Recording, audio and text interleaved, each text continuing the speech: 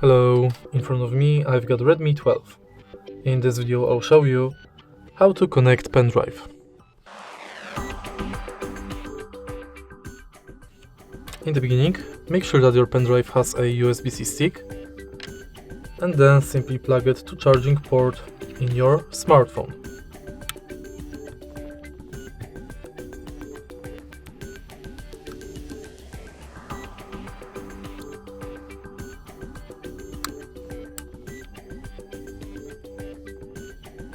Now, when it's done, go to Files app,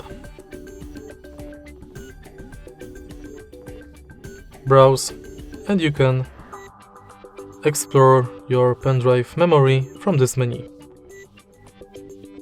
If you find this video helpful, please leave a like, comment and subscribe.